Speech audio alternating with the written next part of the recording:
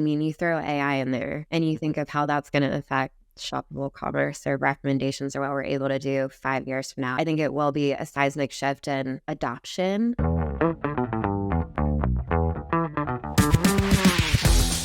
Hey, Lorraine, welcome to the show. How are you? I'm doing well. How are you doing? Good, good. Just, complain a bit about the New York weather, but it is what it is, I guess, right? I get, used to this, period of the year. So not the best for the energy, but I am, always energetic for episodes for the podcast. I'm very happy to have you here today, talk about everything that it's from, search and social and digital, creative aspects, community. There is a lot going, on today. But before we get started, usually I ask a couple of actually three specific questions to our new guests on something that I call MAP. That is basically mission, achievements, and purpose, right? And the first one is basically what do you aim to achieve, either professionally or personally, and then achievements, of course, anything that you want to share with us in terms of milestone in your career or life or both. And the last one is the purpose. So basically why you do what you do. Well, first of all, I love the energy on a cloudy New York day. No, thank you. Yeah. So my map, I mean, as it relates to my career, my ultimate goal is to have a positive impact on pushing culture forward, as I truly feel like marketing and advertising are two of the top avenues that are helping shape the future of the world that we live in. So on a daily basis, that just means pushing the boundaries of the status quo and bringing new thinking and opportunities to market, which is something I'm always striving to do. And as it relates to milestones in my career, I take a lot of pride in having helped lead paid media for some of our country's top brands, including Under Armour and Delta Vacations.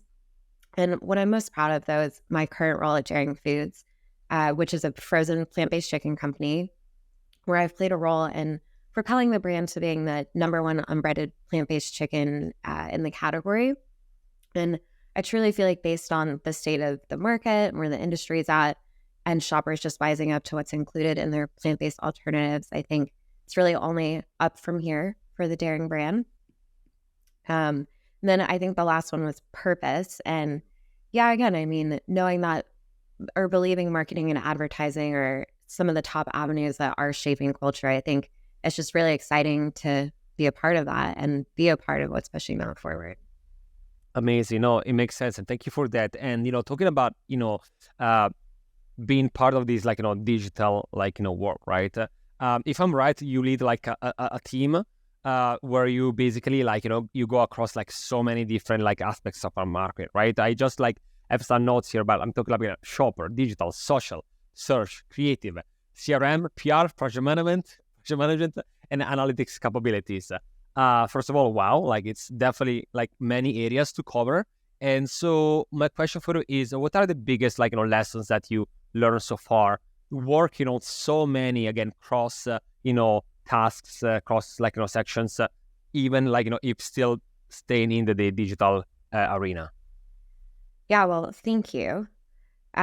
No, and great question. I think it's been really exciting to have played such an impactful role in the Daring Foods team. And there's definitely a few lessons that come to mind that I wish I could have been able to pass down to my younger self. I think the first one right now is to recognize that in 2023 post-COVID, I think there's been a significant shift in the way that people want to be managed and what drives them forward and what motivates them. And I think looking at that on an individual basis and ensuring you're kind of really showing up for your team and their individual needs is a crucial part of, I think, how team leaders need to interact right now. And secondly, I think is a little positive feedback can really go a long way. It's easy to get bogged down in the day-to-day, especially in the agency and startup world, and creating a fun and engaging work environment, plus a direct feedback loop for that positive feedback that's motivating, I think can really make a difference in retaining the high-performing individuals. And then lastly, I think one of my top recommendations for future leaders that are trying to build that skill set is that, as tough as it may be sometimes, just direct and consistent feedback is always what's best for both parties. It communicates respect to your team members to approach them in such a direct manner and avoids that ambiguity around their performance versus your expectations, which again, I think just ties back to how people want to engage and be managed by their teams these days. No, I mean, I do agree on that. Over communication, it's very important these days, especially like, with like remote teams. And as you said, agencies or startups can be very hectic. And many times you're like, with your head just in the sand, looking at the day to day without seeing like, the big picture. So yeah, I think it's a good point there. Have you also noticed anything changing or something exciting new? It could be either on the shopper side, like social and search are getting more and more together, thinking about, TikTok competing with Google right now or like, creative side as well, analytics. Is there anything that make you like, is there anything that you're following currently that, makes you excited to look at? Yeah, I mean, shoppable social is something that I think has been a really hot topic for a few years now, and something that I've passionately followed. I think it is the future of where we're headed, and not necessarily speaking towards influencers or the impact of those partnerships, but just the way in which social is connecting the dots back to that path to purchase. And I think specifically for us, what's been a challenge and something that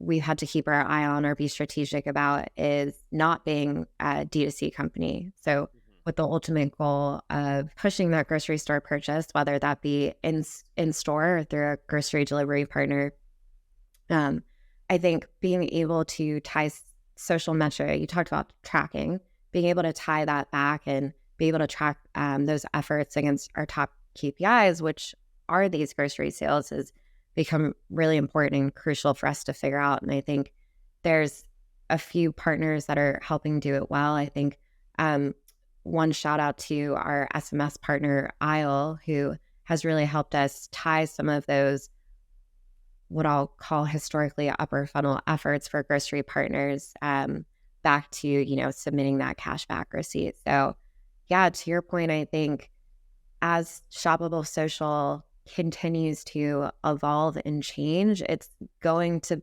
continue to play an even more and more crucial role in that journey. And I think that's going to be really exciting to watch. And so since we talk about tracking, let's give like an example, right? For people that might not know about like, daring food, right? Like, so let's look at maybe one of your like, best sellers, let's say, items out there.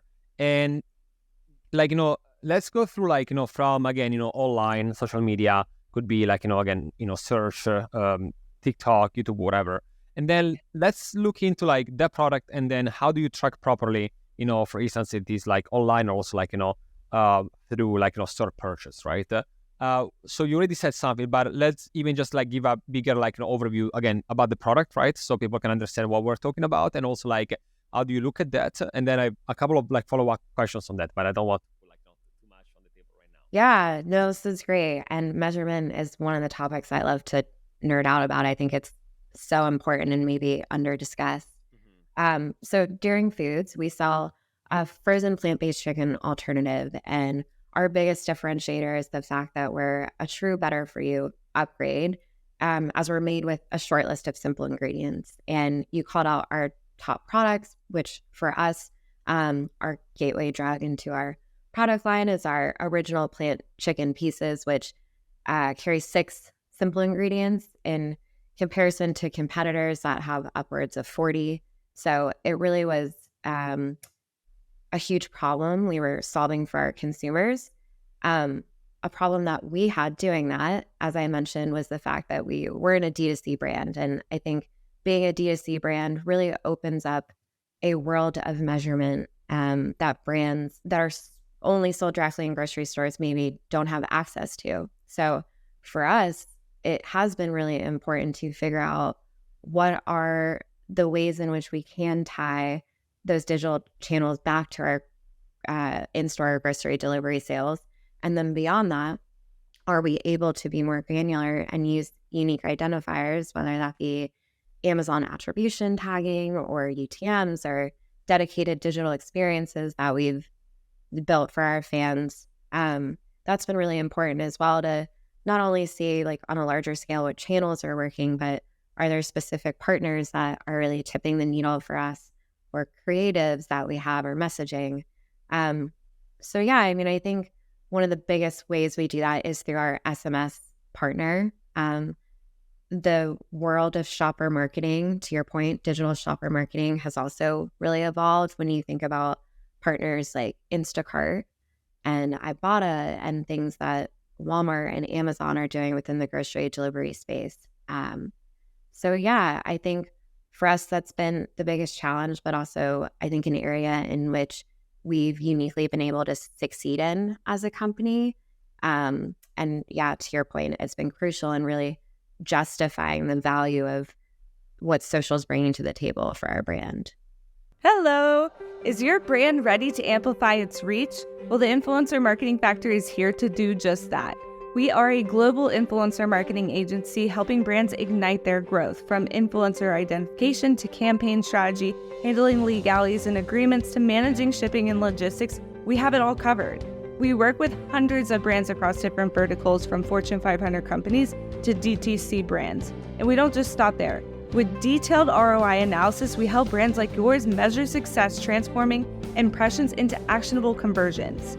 You can find us at the influencermarketingfactory.com or just search the Influencer Marketing Factory on Google. And specifically to social media, right? Because, of course, we always primarily talk about influencers and, content creators on the podcast, right? I was wondering, what are some of the most important KPIs that you usually track when it comes to specifically social media? So, of course, funnel sales is important, but is there anything else that you look at when you want to run things on social media? And it could be organic and also paid media together. Yeah, another great question. And again, answering this through the lens of a non-D2C company. So when we rely on social and influencers for that brand and product discovery, we know it's one of the top ways that our target audience is searching for and finding new things that they want to try. So for us, as it relates to just that initial introduction, really about the quality reach that we're getting, which is a hard thing to put your finger on, sometimes an art and a science, but we try and ensure that it's not just the most efficient CPM, but we're in the right place and we're reaching the right people. I think as it relates to those lower funnel efforts, tying things back to that point of purchase, whether that be social to a online retail experience or social pushing our SMS cashback initiative where people can submit their receipt and kind of get that promo or reward for interacting with our brand. That's typically how we're looking at our KPIs across social right now. Again, not being a brand that is heavily concentrated on curating a historically more traditional website experience. Also, something that got my interest before, you said you had this problem, right, and other had this problem in terms of looking for a solution, right? And in the middle of it, between the problem and the solution, usually there is a message, right? And so I was wondering, how do you work on storytelling these days on social media? Because we all know that nowadays people want not only to look at the brand because of the brand, they want to look for this, the story behind the brand, the founder behind that, right? The values of something that brands can bring on. So, first of all, how do you create something that is captivating storytelling these days with all the noise around you? And have you found anything specific that works on social media these days? I'm so glad you asked that question and asked it in that way, because I think a personal peeve of mine is brands that launch and expect to be successful based on the brand itself. Mm-hmm. Because, and potentially my broken record moment of this podcast interview, but authenticity is such an important thing to maintain and manifest across your social content, and it's not something that you can retroactively make up. So your brand has to be authentic to its core and be solving a problem, in addition to having a brand that kind of reflects those values, to your point. So I think if that's where you're starting and you've built a community of these diehard fans because you're solving a problem for them, it's a lot easier to ideate and bring to life compelling content and a compelling narrative that your fans are going to want to continue to care about.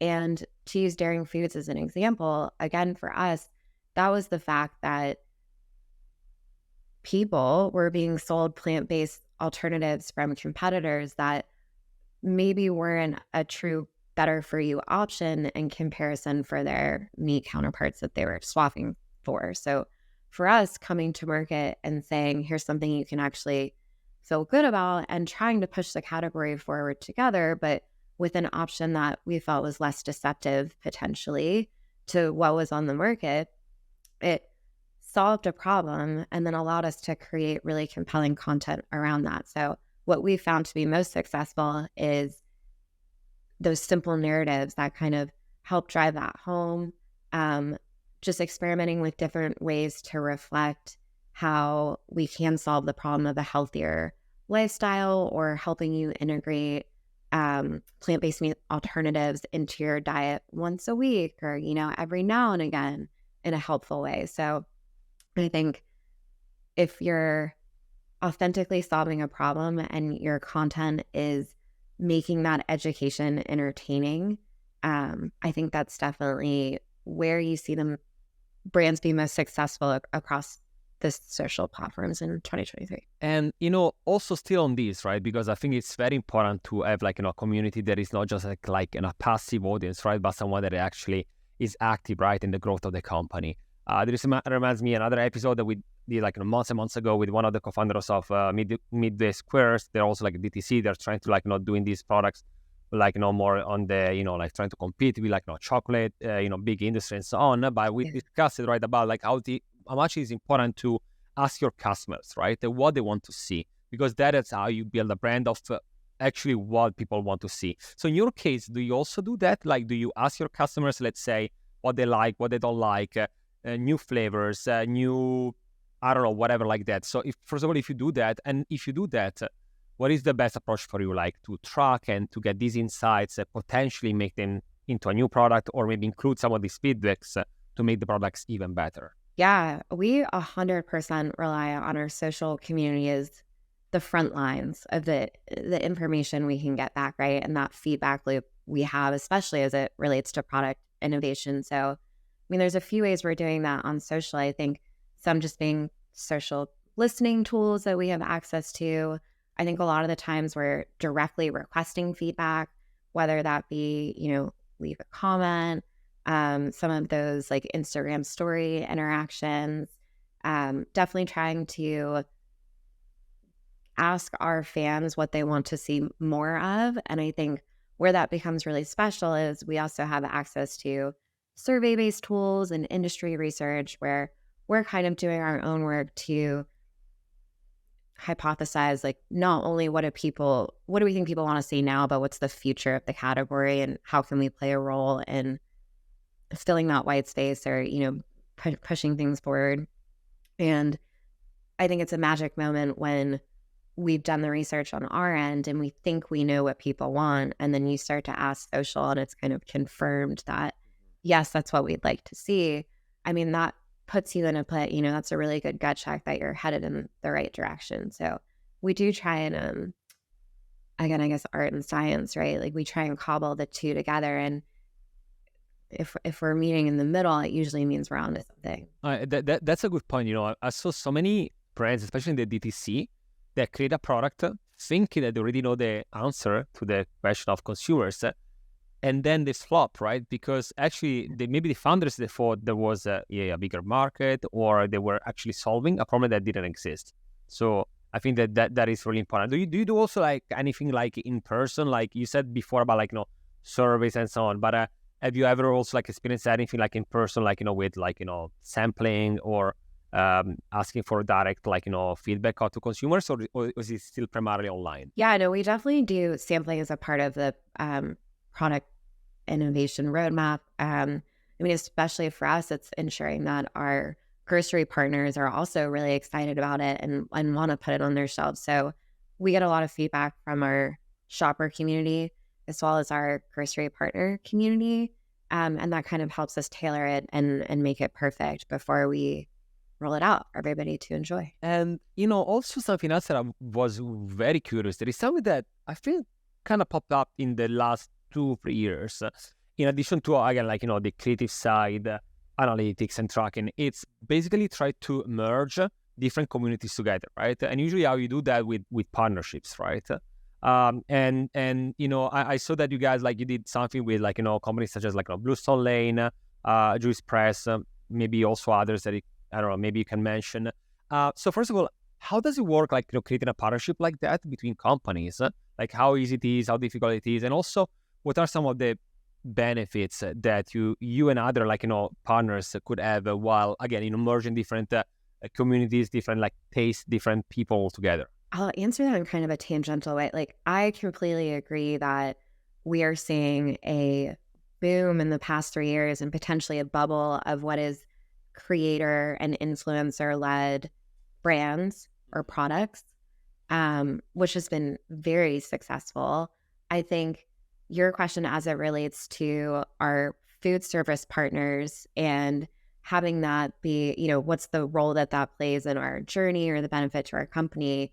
And I think especially for wider reaching chains like Juice Press and Bluestone Lane, like, our ultimate goal as a company is to normalize plant-based alternatives, right? For this to be something that tastes so good and solves the problem of a true better for you upgrade that people at least want to eat it once a week again, right? Or swap it into their diet sometimes. And partners like that for us are really such a great way to build that mass trial. And what we found is it was very mutually beneficial to both parties because I think a lot of partners, a lot of companies are looking to highlight their sustainability efforts or fulfill sustainability goals that they've set for themselves without lowering the standards of what they're providing their customers. So again, in the case of Bluestone Lane and Juice Press, where they were using our plant-based chicken on their menu, they didn't have to compromise on the quality of ingredients or the taste, and they were able to highlight that as sustainability efforts they were providing their customers. For us, we were able to, get our name out to all of these people that might not have tried plant-based, might not have tried our brand.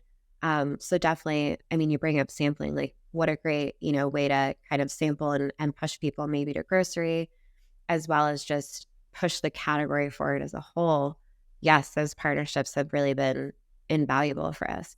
Also, like, when you say, to having, like, standards in quality and everything, I think it's also, like, a good point there. While, there are maybe certain companies that are offering part of, like, category, let's say, like, Juice Press, right? That was for the juice, smoothies, and so on, right? But maybe when you want to open up to a new category, you go maybe with a partner, right? That already has, like, a very good product, right? So you still extend that, because I'm pretty sure that if you go to Juice Press, like, you want to have, like, green in your life, right? You want to, you have, like, a lot of vegetables and so on. So why not to continue with that? And instead of, like, maybe Juice Press having to create their own products, they can partner up, right, with you. I don't know if that was the case in that case specifically, but that's why I guess sometimes these partnerships start, right?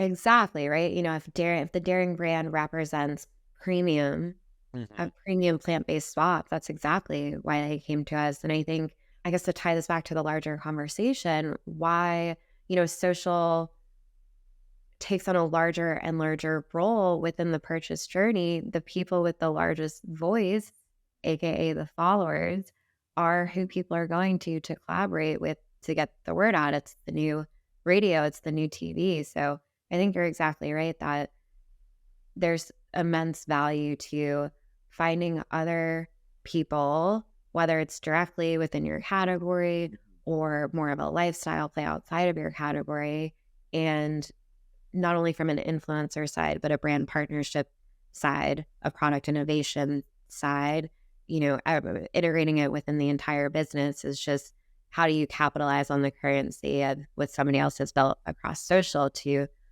yes, like, hopefully in a mutually beneficial way, like, further both brands.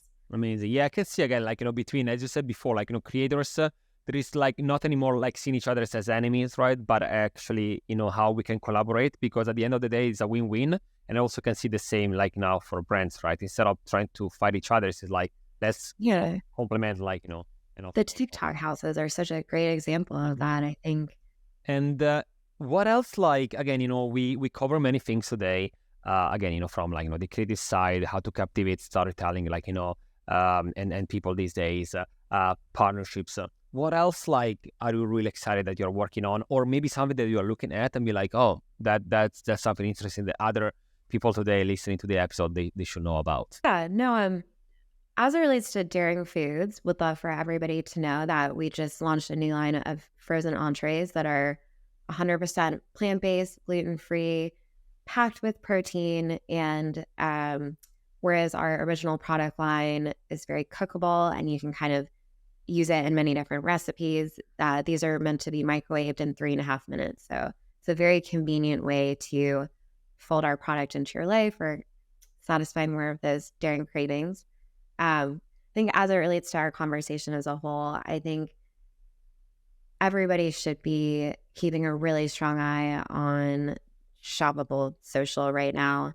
I guess using TikTok as the best example. And I got your newsletter about this, I think it was last week or the week before. They're structuring their shoppable social in a way that's specific to D2C right now. And I think supports the creator community. And they've tied this back in a very strategic way with the price promos and the kind of the way that they've built that program. I think, tying it back to the struggles non-D2C brands have had, I only see the partnerships with the retail media networks, such as the Amazons, the Walmarts, the Instacarts, merging with these social platforms and having that continue to evolve. And again, I think social will continue to play a bigger role in how people are not only discovering, but buying, especially CPG. So an exciting time to be within the social space. And I'm really excited to see, in 5 years, look back and see how everything's changed. No, absolutely. I can see the war happening between different social media to try to get like social commerce done right. Not easy. Like in China has been working for a long time. Here in the States and Europe is still struggling. I already discussed this like many times on the podcast on the why I think is that. But absolutely. And I can see also like, it's interesting with all the, there'll be so many startups and companies doing like delivery of food and so on. So I'm pretty sure that after all these, let's say, chaotic times of social media trying to understand social commerce, delivery, companies trying to understand what is the best, business model behind that, I'm pretty sure that maybe in a year-ish or something like that, we're going to have better social commerce with better delivery, right? And so I'm also want to see what is going to happen in there. Do you think there is something that is going to happen soon or later? Like, are we talking about like 1 year in your opinion, or like more about 5 years because people have to get used to this new way to buy things? Yeah, another great question. I mean, you said something so important, which is the global signs are there. I think culturally, potentially a slower pickup, maybe. I'm okay. My bet, within the next 3 to 4 years, I think you'll see a significant shift in once the functionality of the retail media networks kind of better merges with social commerce in that way, in a more streamlined way. I think that's what's going to really catapult things, because your availability to purchase, your agnostic availability to purchase based on like wherever you want to buy it from, I think that's going to be a huge shift. And then I do think the next shift beyond that, and something that has been a hot topic but nobody's really figured out or customers don't want yet, is certainly, and it's funny because coming full circle, but tying that social digital experience to real world, whether that be like AR, VR, whatever. I know, I think there's going to be some really interesting stuff as tech evolves and the capabilities of what we can do. That's going to be really interesting to see how tech and shopping kind of converge in that way. Absolutely. I mean, a lot of things are happening at the same time. And also that's why I think that sometimes it can be challenging, right? Because a lot of tech is getting, ChatGPT now, the new news, like, that can do basically like, what is it, like, hear, talk, and whatever, like there's these new things about it. VR and AR also, like, too. So I feel like the tech is going there, but then something is tech and something is like adoption of users, right? And you can have the best tech out there, but if people are not using it or in the right way, or they are not like very open, right, to do a purchase in a certain way, you're going to always have a gap, right, between the tech that is going to in a direction, but then again, behavior of people, it takes years, right, to change psychologically just to be, okay, now I'm going to buy only through social commerce. I definitely think that's the cultural pickup. And then as a closing statement, I mean, you throw AI in there and you think of how that's going to affect shoppable commerce or recommendations or what we're able to do 5 years from now. I mean, I think it will be a seismic shift in adoption. But yeah, I mean, again, the global signs that this is the direction that we're heading in are certainly strong in there. So yeah, excited. It's going to be exciting to watch. Thank you for joining me, Lorraine, today. I'm also now curious, as you said about the entry, like, new dishes to try. So you got me curious there. I might try something. Is there anything specific that you recommend? Well, first of all, I'm going to send you some. Thank So I'll follow up with you after. Yes, I recommend if you're going to try Daring Foods, please try our original plant chicken pieces, which you can basically swap into any chicken recipe. You can cook it in multiple different ways. It's delicious. Shred it, dice it, whatever you want to do. I think if you're looking for something really easy, check out our new buffalo plant chicken wings, which are both plant-based and gluten-free. Throw those in the air fryer. They're delicious for game day, like if you want to have some abs. And then again, I mentioned our frozen entrees, which are currently available at Sprouts Farmers Market. So pick those up, ready in 3.5 minutes. Amazing. It's almost noon now that we're recording, so I'm getting hungry. Just talking about it. Yeah. Amazing. Lorraine, thank you so much, again, for sharing about your background, your journey so far, and what you're doing, at the precise moment, and also, your future, again, some of the bets, right, in market, and for sharing metrics and case studies with us today. Thank you. This was wonderful. Such a good time. I appreciate you having me on. So thank you. Fantastic. Thank you so much. This was the Influence Factor by the Influencer Marketing Factory, and I'll see you next week.